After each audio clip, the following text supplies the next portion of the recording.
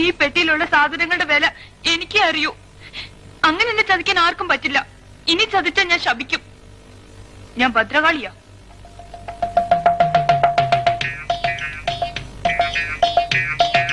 ഞാൻ ജീവന്റെ ജീവനായി കൊണ്ടു നടക്കുന്ന വിലപിടിപ്പുള്ള സാധനങ്ങൾ ഇതിന്റെ ഉള്ളില്. ആർക്കും അതിന്റെ വില മനസ്സിലാവൂല. എനിക്കേ അറിയൂ.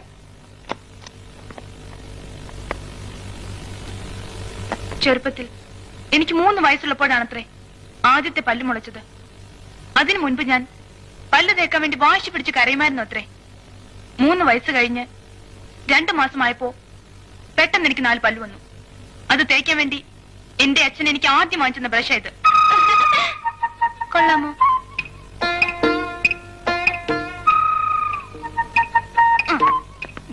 എല്ലാവരും ഇത് കണ്ടോ?